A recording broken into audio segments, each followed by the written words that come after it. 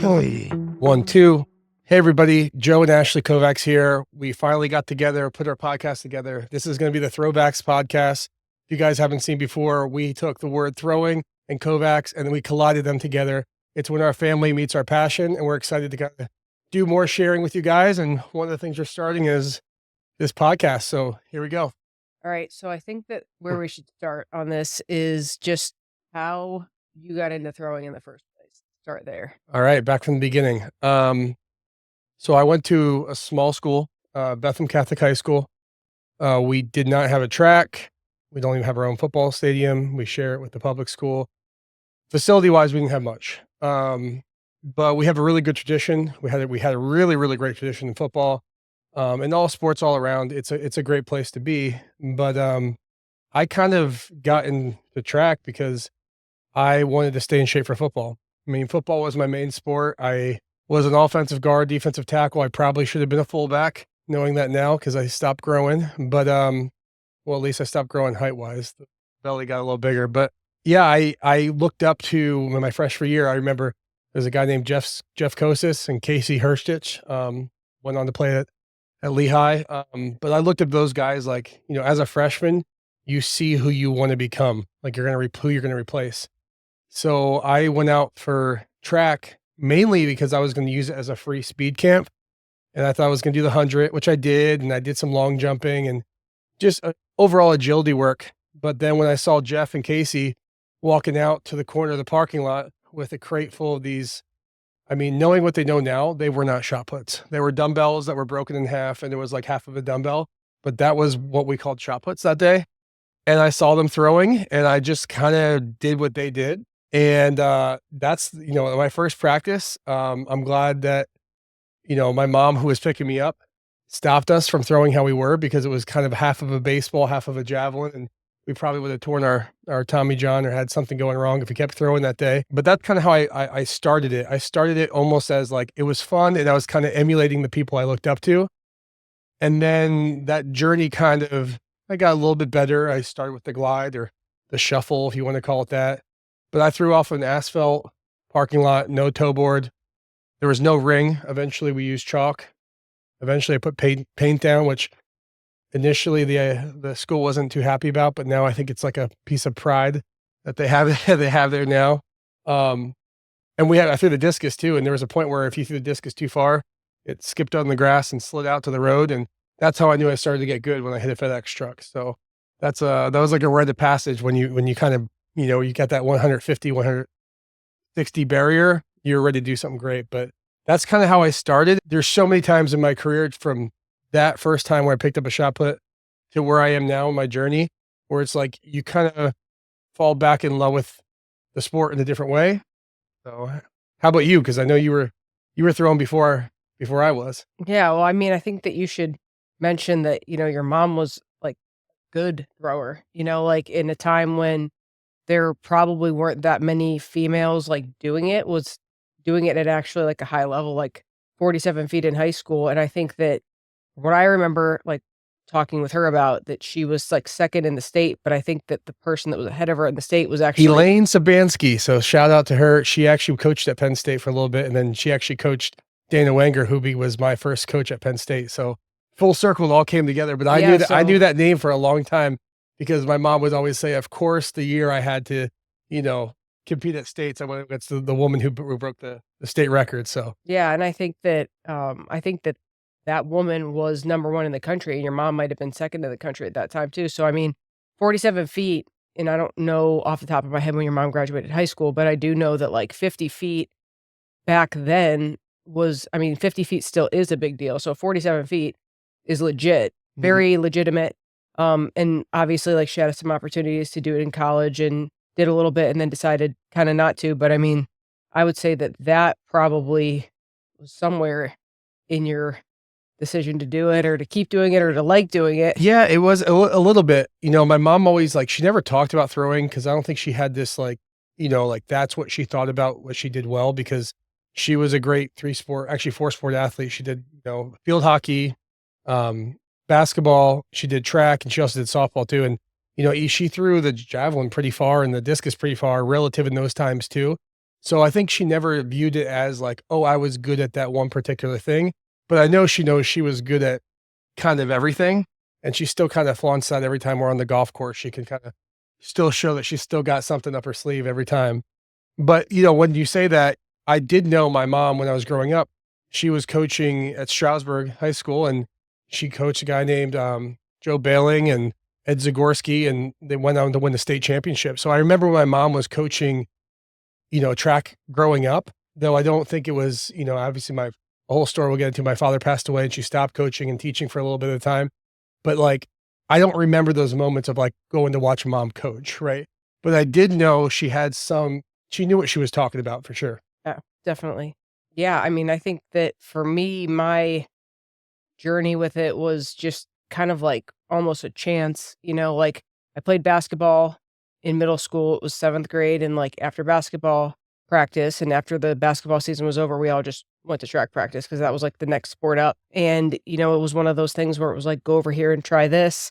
And it ended up being something that I was doing better than everyone else kind of. And so then, that starts making you think like, well, I guess I'm good at this. Maybe I'll keep doing it. And that's kind of like what it started off as. And I was still trying to be with the sprinters because, like, as you know, at my high school, like the throws were across the street, So it's like you really didn't want to be isolated across the street when everybody else was like over at the track. So for a while, I was, throwing the shot in the disc and then going over and running the 4x200, and like I really wanted to do all the relays that I could get on. So then I tried to quit the discus, which they didn't really let me do. And it's probably for the best that they didn't. But, like I was trying to be on the 4x4 with 4x2 and just throw the shot.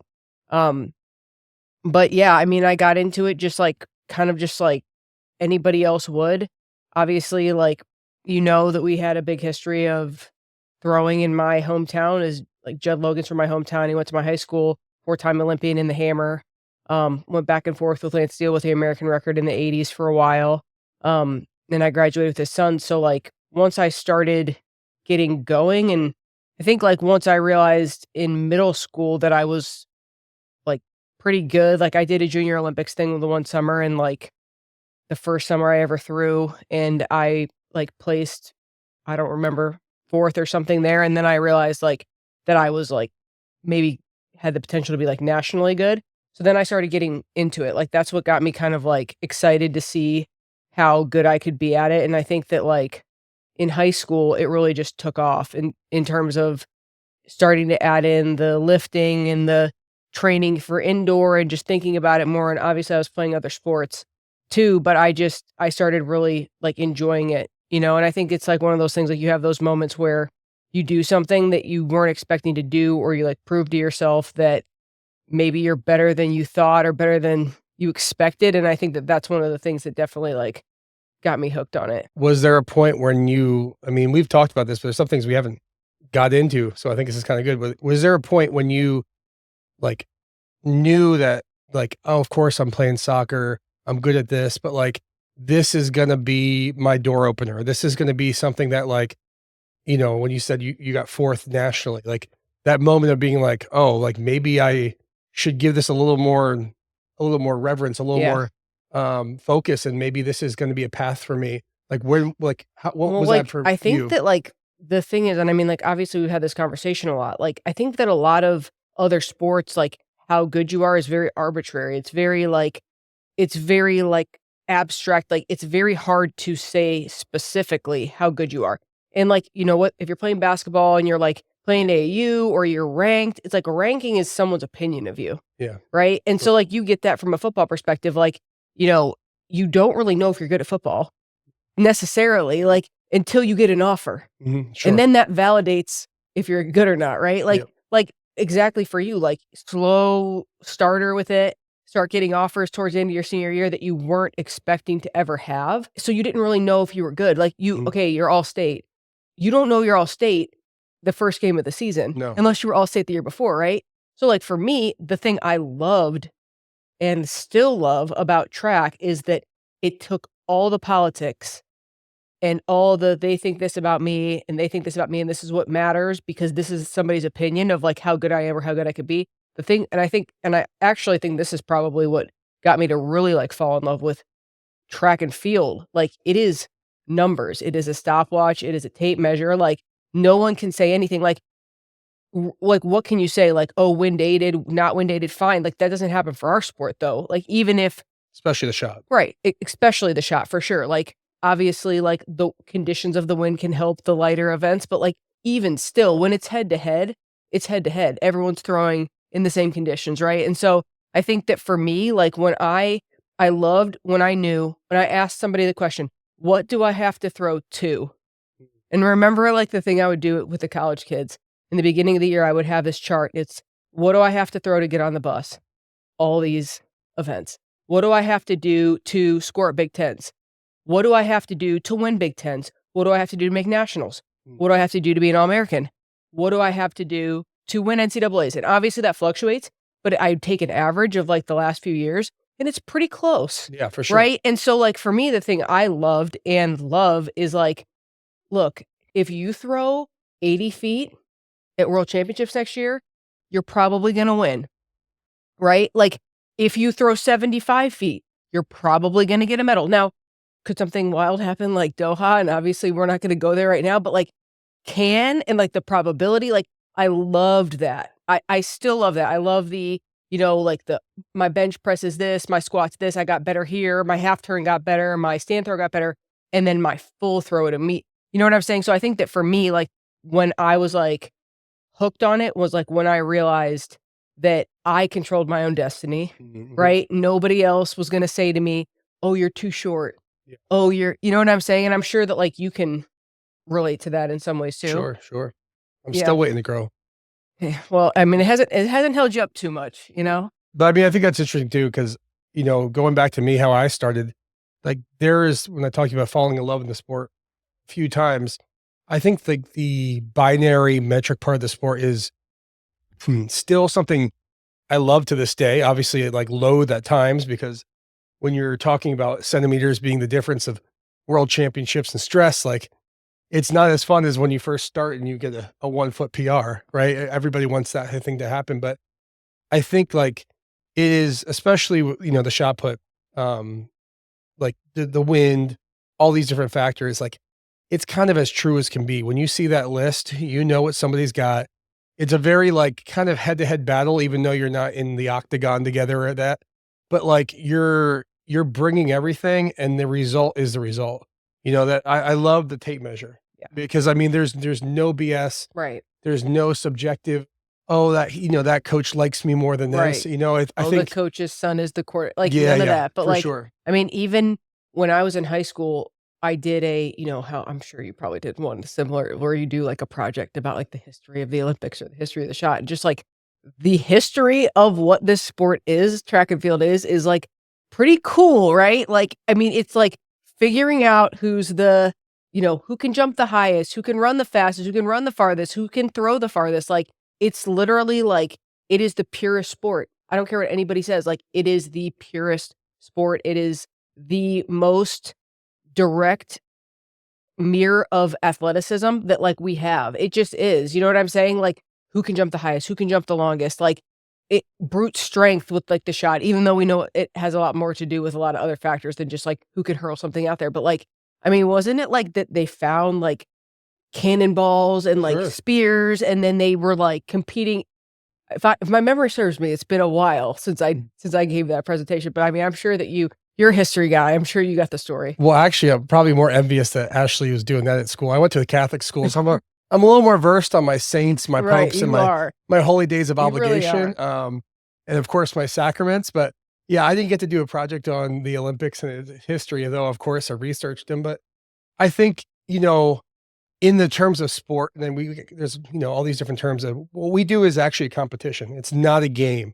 And that's why sometimes it's not as fun to watch, because you could go down to your LA Fitness and watch two people play a game who aren't good at it, but it's kind of interesting to see what happens. For us, because it is competition, and you go back to the history of, hey, everybody's going to throw this rock from behind this line. We're going to see who goes its farthest.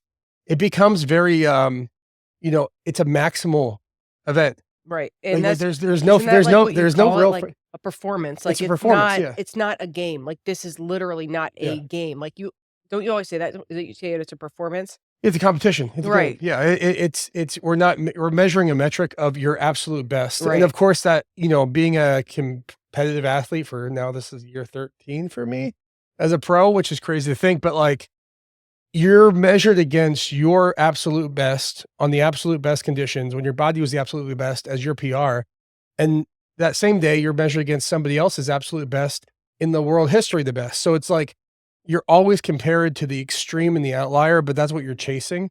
I think it's the beauty of the sport when you're take a step back of it. But of course, when you're in the trenches and you're, on this platform or the squat rack, it doesn't feel as nice. I mean, but that's like the other thing that's about the it. internal Like, drive. even on the day, right? And it's like one of those things where person that's number 1 on the list doesn't always win the meet, Sure. right? And like, I mean, you've been number 1 in the world like 4 or 5 times, right? And I mean, obviously, like, won the world championship, done those things, won the Diamond League, done all those things.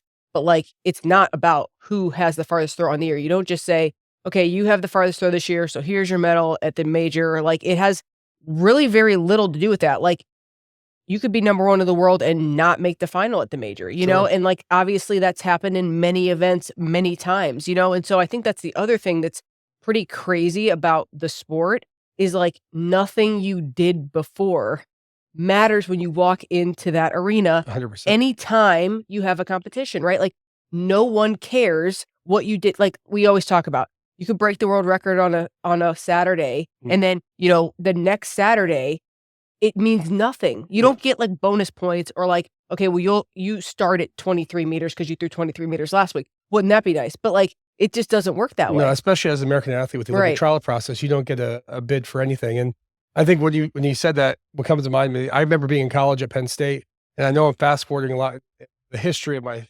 my throwing, but I remember it was the last home meet I had indoors, and my family came to watch. And my family's a sports family, and particularly my uncle Jess, who's my, oldest uncle. So he's kind of like the patriarch of that side of the family. And like, he's been around sports. He really knows basketball and baseball. And I lost the meet, but I was happy about it. He couldn't understand because he's so used to like, well, this game qualifies you for this game and this game. And I was just like, there was Matt DeChant. He beat me that meet, but I knew I was going to win Big Tens 2 weeks later. Shug? Huh? Yeah. Shug gotcha? Yeah, of course. But 2 weeks later, I had a nice PR, won Big Tens, because like I knew if I could throw that under the load of the Right. weight training, what it was going to be when it counted. And, nobody's going to remember that meet Right. at Penn State that my uncle came to watch me get second place, but he sure remembers because he's just like, the first time I realized what you do for a living is like, even to this day, like I always say I have 2 track meets a year. We have the qualifier USAs or Olympic trials, and then the major, the Worlds or the Olympics. Everything else is an exhibition. It's either to make money or to prepare for those things, but it means nothing. Which is, obviously like not something that everybody can relate to but I mean, even for a high school athlete, it's like, I think that's something that I learned young was like these dual meets. They didn't show up on DieStat, right? Yeah. And like, that was the thing that killed me. It's like, and even when I was recruiting, a kid would be like, yeah, I did this and this and that on my Tuesday night meet. And I'm like, not on the internet, like didn't see it on athletic.net. Like, and not to say it's not real, but it's not the same as when you do it at a big time invitational, right? Like when the lights are on, what did you do? And I think that like, that's another thing I really liked about track and field. It's like, people that are ready to go when it's time to go, like you're a gamer. Like you, like the people that only throw far when no one's around, or the people that like step out of themselves and throw far when everybody's around, like, you get to kind of know a lot about a person by looking at just like what they did in the last 10 meets, right? And so I think that there's just like a lot of really, really cool things about the sport that make it unique, that make it challenging, but also make it like super pure. And I think that like for me, that's my favorite part about it, is that it is nothing but the truth. It is nothing but the truth. Like the results are staring you down right in the face. Like there's no getting around it. Like this is what you did here. This is what you did there. This is what you did here. This is what you did against this person. This is what you did when that person wasn't there. And this is like what place you got. And that's it. Like that's period. You know what I'm saying? So I think that is something that makes our sport super unique and also makes it like really fun, but also kind of just like, it's very cut and dry, it's just like, the showing the mirror thing. Like, it is you and you alone in that arena, and everyone's gonna know what you did. Yeah, I agree, and I think, not to get too in the weeds with it, but, like, one of the things about our sport is, like, you are as exposed as you can be with your mind and That's your the word. body, and you're Yeah. you're put on that, in that ring and that platform, and there's nobody else but you. You don't have Right. a team. You can't take a play off. You're in there, and I think that's, that's why, like, some of my best friends in college were wrestlers. I think Right. we had a similar mentality, though they were definitely maybe crazier and they could flip the And switch more than food me. deprived. Oh, for sure, yeah, So, but yeah, let's not forget yeah, that part. That would be hard, yeah, that'd be tough for you. I couldn't do ice chips, but yeah, I mean, like, it's that, like, you are in the center stage and you gotta you're either gonna make or break in that point, and I think that's, Well, let's say who can relate. So, wrestlers, Olympic lifters, sure. golfers, tennis players, right? I mean, What else? all individual sports. Right. I think even, I think it all comes down to, like, rising to that occasion. I think people do it in so many different ways, and I saw on somebody else's podcast a couple weeks ago, and there were some rare occasions at a tennis match where they had Federer, Nadal, and the best 3 world champions, and, like, one of them's goofing around in the corner, one of them's, like, huffing and puffing, warming up like crazy, and the other one's doing, like, this kinda, like, prayer meditation routine, right? And all 3 of them are doing something completely different, but they were all the best in the world at one time, and they were all world champions. But, like, the preparation to get there is, like, when I step back and don't look at myself and look at everybody else's career that I've got the opportunity to enjoy with me in my professional sport, it's kind of fun to watch how everybody has gotten to deal with those pressures at that Right. stage and Yeah. how they got there and how they still overcome, and the run up to the mountain is quite different than when you're at the top trying to defend, and I've got to see everybody do it. Obviously, I know what it's like being myself, but it's, that's the thing I really enjoy about the journey of, track and field, and me being at the training center for the years I have, especially knowing the jumps crew out there and being at the experience and their ups and downs. I think the journey is something that doesn't ever show on the results, but obviously the results are impacted from the journey what got you. So Well, it's like, fun and to you see. also can kinda look back. I mean, like, yeah, you don't like, I agree, you don't see the full scope when you just look at the paper, but, Mm, like, I mean, even what we've talked about before, like, looking at every single year of your career, it's like, if somebody said to you, 2015, 2019, 2023, it's like, we have these things in our head about each of the years and kind of how that impacted the entire season, right? And I mhm. think that, like, everybody probably has that. Like, everybody kinda has, like, a story that defined their season, or like, this is what I was dealing with. Oh man, that's the year that I came back from injury. That's the year we got married. That's the year we had twins. Like, that's the year that I won the year before and it was like this different pressure. Like, and I think that's like one of the really, really cool things about it. But I guess like to kind of Mm. piggyback off that question for you, and I think that this is like a pretty impactful question. Like, how would you say that, or what would you say the sport has taught you about yourself? Like, what has this sport taught you about who you are as a person? That's a good question. Damn, this first time we're recording. Too deep? No, it's not too deep because I feel like it's just the reality of life that just keeps punching you in the face, and you have to decide every moment, are you gonna keep on coming, or are you just gonna accept accept it? Yeah, and I don't mean that like you got knocked down, you won't get up again. Like, there's been many times world championships this summer at the Paris where I've had moments where it's just like, dude, you had a great career. Like you got world champion. You never thought you didn't know what the shot put was when you're growing up, and you got to this point. You got to the Olympics. Like, good job, man. And then you got to like punch yourself in the face and say like, you're in here. You're still there. You're here for a reason. People paid to watch you. Like, this is your job. Like, I don't care that things aren't going well or you're sore or all these other reasons that like you're not ready for it. Like, punch yourself in the face, wake up and like do your job, perform it, and then figure it out when on the flight home. And like, that's something that I think it's taught me and keeps teaching me. And being the old guy in the sport, I feel very fortunate that when I started my career, I like started with my heroes. I got to room with Christian Cantwell. I had a poster of him on my sophomore year in our dorm. And then now I'm like overseas in Monaco and he's my roommate. And we're hanging out. Like, I got to see the journey of who I looked up to. Now I got to see the young guys trying to pick me off. And, I'm trying to defend that. And like, I think that cycle, it's a healthy one and it's a good one. And it just kind of shows you like the second you achieve something, like it means nothing tomorrow. Yeah. And I think that can make it, It sounds bad. It sounds bad. And I think that like, that's the thing. I think when we talk about it, it sounds bad, but I don't think that's bad. You know what I mean? I think that that's a life lesson in itself. Like, you really can't get too caught up in like, and even at like such a small scale. Like, even when I was in high school, and like the newspaper would say, "Oh, you won this meet. Aren't you so happy?" And it's just like, I told them. So like for me, one of the things I think was pretty impactful for me in my league in high school, there were 3 girls that had thrown over 43 feet. So like in a conference, right? So it was like a couple girls that had thrown 43, someone else had thrown 45, and I was like around that range too.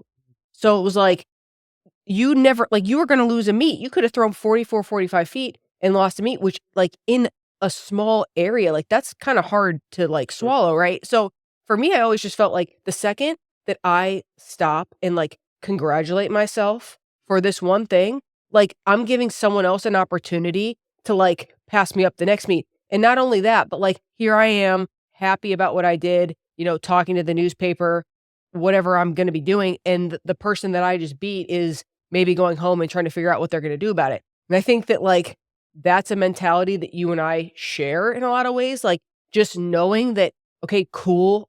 This is awesome, but also next. And I think that that kind of sucks because doesn't feel very nice. But I also think that everybody that's successful in the world kind of has that mentality of like short term, like, okay, cool. And now what? Like business people share that mentality, like CEOs share that mentality. Like people that are trying to climb the ladder don't sit down and like have a sandwich and congratulate themselves for what they did. Now, you like sandwiches, so I shouldn't have said that, but you understand what I'm saying.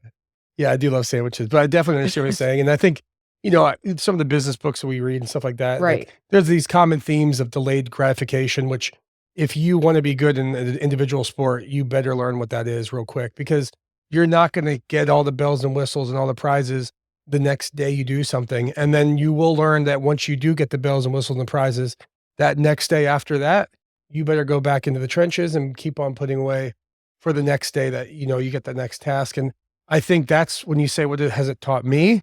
That's what it taught me. So now I'm going to do what I do best. And I steal what Ashley says to me.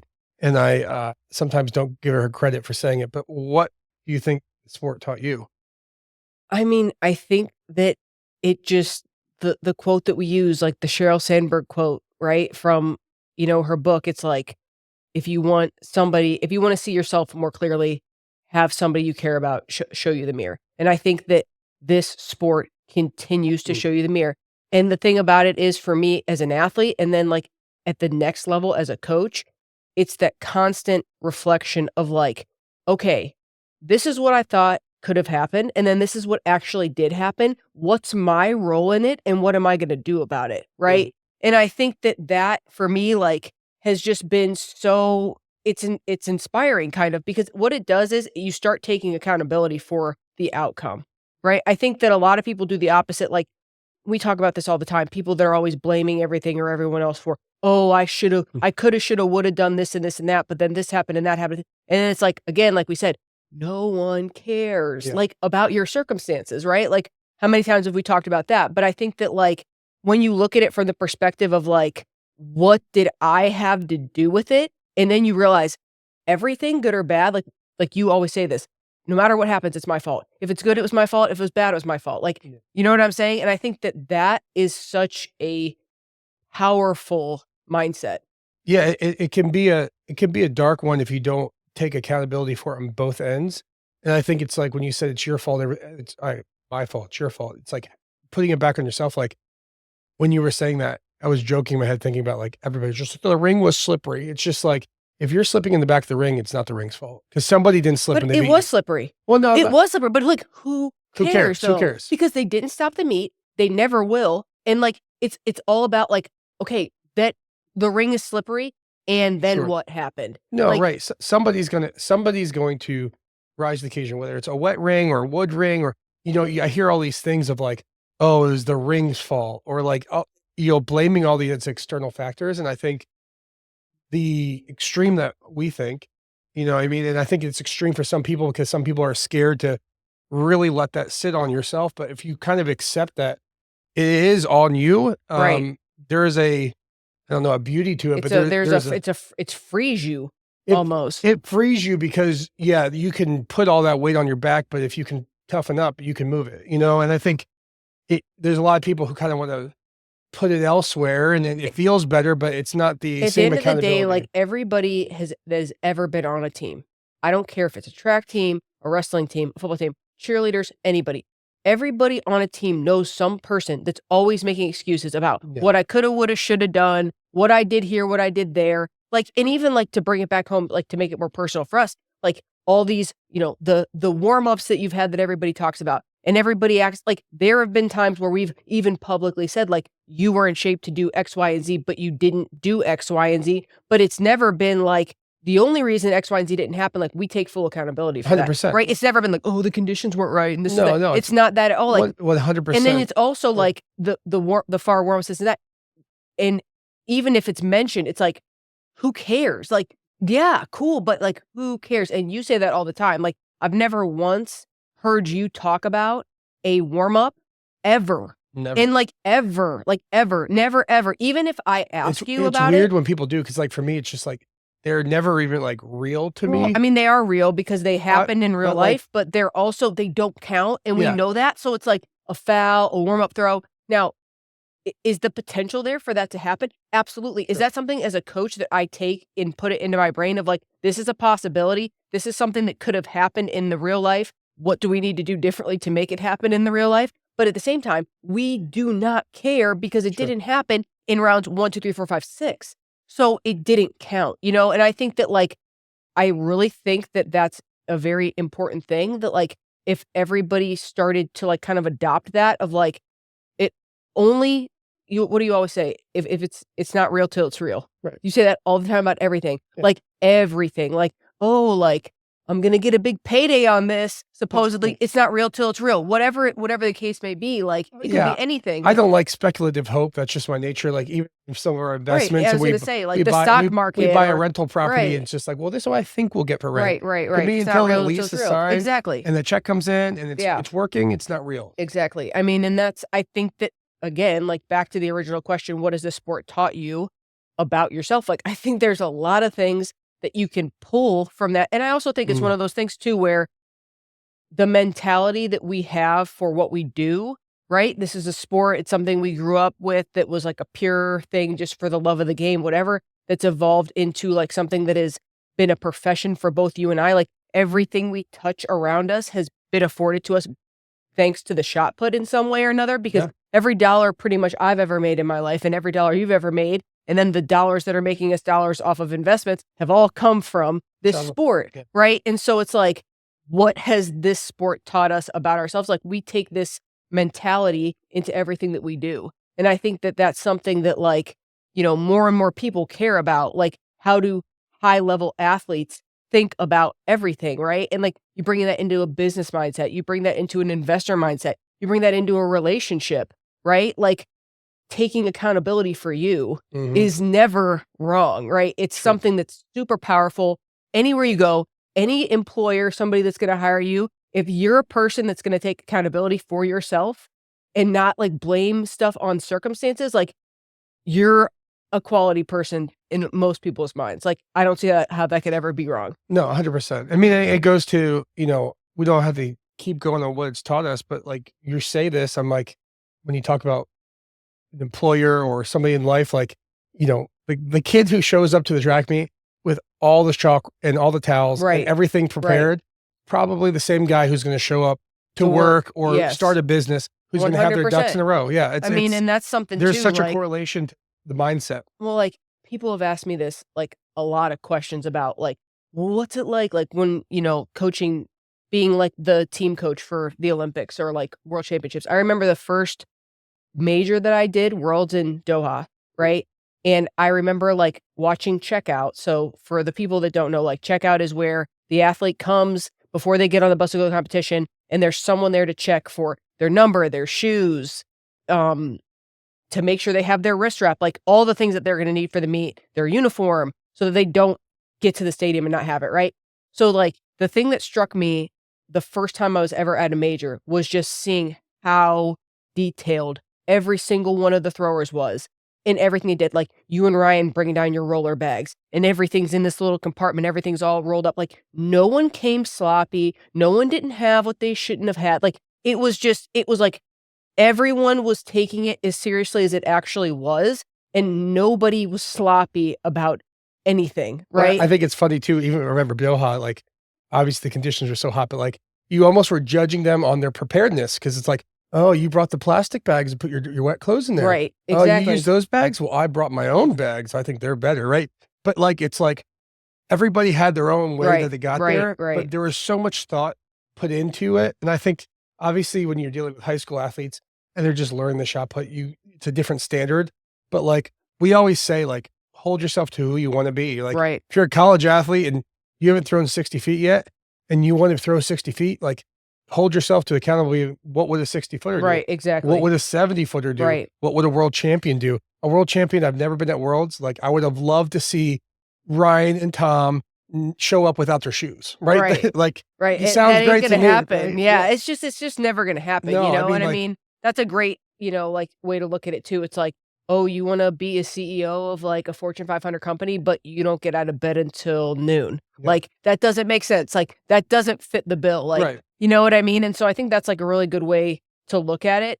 But I will say, like, so talking about the high school athletes, we've been doing some camps lately, right? So we started our first one we did in Destin, which was awesome. And we've done 2 in Destin, actually. We did one last year. We've done one this year. Yep. We just did one in Jacksonville.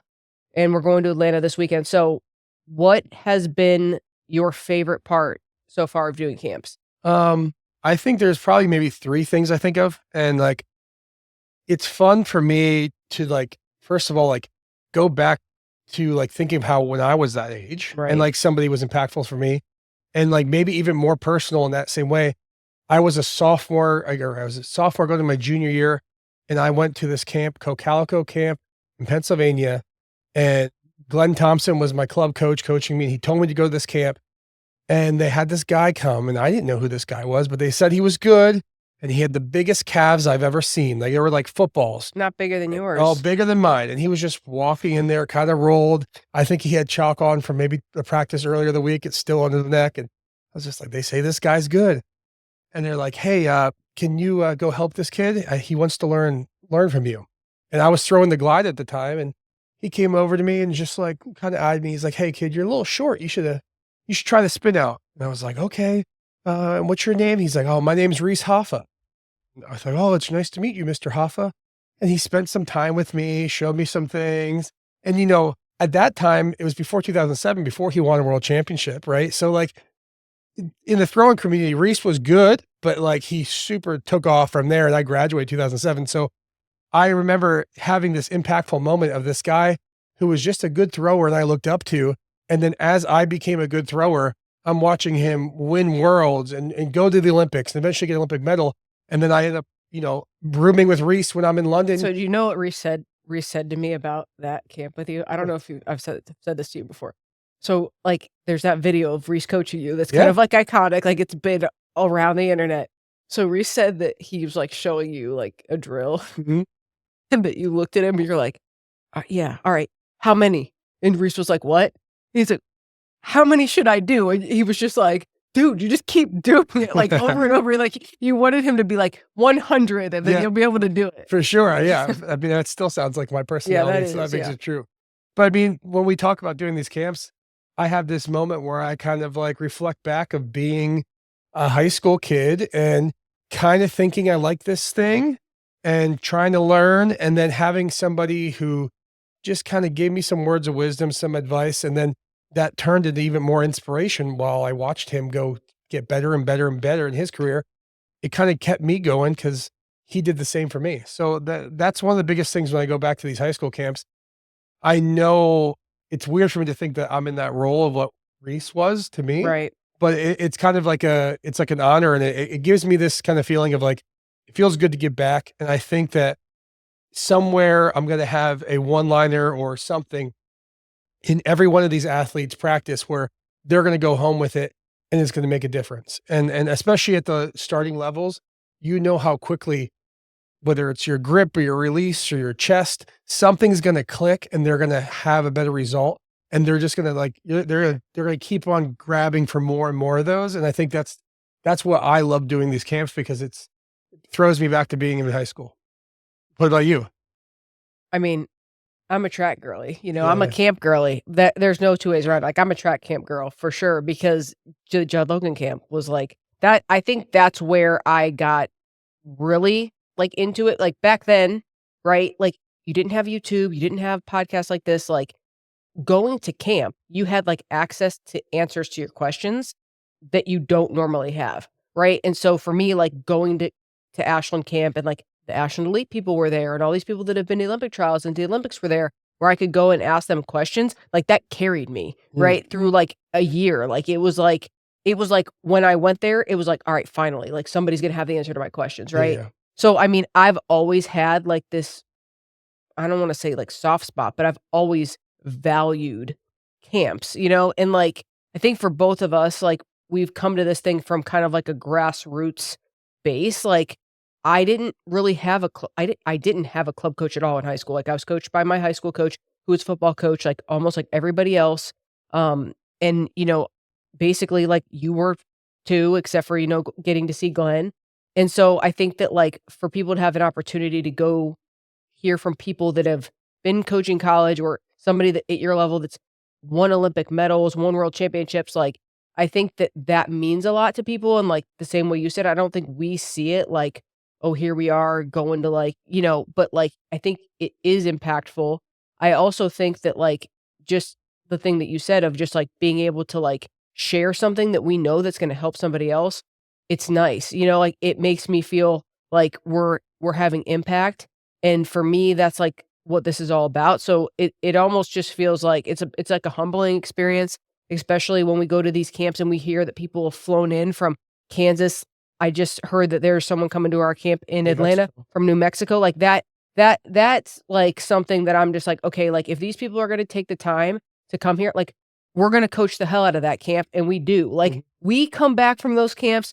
It's not like we're just like watching. We're not there just waving and saying we're here. Like, we're on the ground talking the entire time, coaching the entire time for all the sessions. So, I mean, when people come to our camp, we're 1000% giving it everything that we have, right? Like, we're going hard the entire time. So if you come to our camp, you need to be ready for that, because it is not fluffy. Okay. Yeah, it's not we fluffy. are Also, doing it. Last camp, I didn't bring any sunscreen, so I literally literally got roasted. Yeah, out you there. actually did. Was like a lobster the next day, but yeah, I mean, we both left that camp exhausted, but it was in a fun great. way. I mean, it was, we enjoy it. We definitely have had a lot of fun with it so far, and we're going to keep doing more of those. So, we hope that if you guys are interested in those, definitely, let us know, and we're down to go anywhere. So yeah, we're hoping to do more. I think on our website there's a link to Emily's email, and if you guys want to host a camp, send it to her. She's helping us kind of organize these, put these together. But I think as we talk about our careers, and you not being in the collegiate system anymore, and me as this, like, this is really, I guess, my 4th Olympic quad. I didn't make the team in 2012, but then kept on going there. Like, we're kind of adding, for me, it's like, I'm excited to have a bit of a give back presence. I know how to throw far. We know how to get there. Obviously, we'll never take that for granted and keep doing the work. But, last year when I look back at my season, everybody's going to think about Purest. And I started the meet last year at Ashland, and, it was, definitely a little memorial for Judd and being back there for the first time, but having the athletes like kind of bus in from the whole local area and be there just hanging out to watch me throw. What meet did I enjoy the most? Like, obviously the Olympics is what we're going to remember, and we have a medal, we talk about it, but like, there was something special for me that happened when all those athletes came in and they were excited to just take a picture with me and excited to see me throw and start the season. It kind of gave me a little boost to kind of focus in. And I think that's one thing it goes both ways. Like, I think we can give a lot to these high school campers and teach them some knowledge, but I also think at my point in my career where I'm at, I'm getting a little bit of energy back of being like, excited to show what the sport has done to me and why I keep on doing it and why I'm excited to keep on going. Yeah, definitely. So, I mean, I think like moving forward with this podcast, we're going to try to like, I think that we this isn't going to be one thing. It's Yeah, yeah. not going to just be talking about technique. It's not going to be just talking about track. It's not going to be just talking about being Food. married or food. But I think that it probably, hopefully, will be a little bit of everything. And so I think we're going to try as hard as we can to take whatever everybody's looking for from us and just fill in the gaps, and just like show you guys a little bit more of us. Yeah, I think something through my career, I've always kind of kept the head down and kept it going. And I think that's maybe good advice to anybody who's starting off. But I think I'm seeing some joy into, I have some good stories to tell. And I Yeah. think there's some things that will come out on here. And of course, if anybody has questions, I know Ashley's better than me, but she'll put something on the Instagram of questions. And I know we'll get some technique questions, some lifting questions, but even some updates of what's happening in our lives personally. Being parents, I think, is something interesting to talk about in terms of athletes and how we're doing it and how you adapt, because like nothing's ever the same. No year is ever the same. Even if you win a world championship, you come back the next year, you're the world champion from now on, right? It's a different thing. You're a parent now. You're every moment of every second of your day is different. And we pay for it a lot of days, but it's obviously worth, every single moment and second of it. But there's some things and maybe some advice and maybe some funny stories that we're excited to share. Yeah, definitely. So for Throws content, check us out on Throwbacks. And for our personal stuff, Yeah, Joe at Kovacs Joe USA. Kovacs USA, at Ashley Kovacs USA, and then Throwbacks is where, the throws and the Kovacs collide. We're going to be putting up more content there, talking about our camps, more technical stuff, pretty much anything to do with throws, including some products that we're excited to roll out in the future. Everything's going to go through that store, that front. And if you guys got any questions, comments, and you're interested about throw stuff and some questions for us, DM that page. We'll get back to you, meaning Ashley. She's better than me. I got fat fingers, but we're excited. We're excited to bring more and more content to you guys, and we appreciate you guys listening. We have a lot more to unpack, and we're excited to do it with you guys. If you guys keep on subscribing, watching more content, we're excited to bring it to you guys. And no matter how things are going for you guys, remember, you can always find a way. First one. Scene.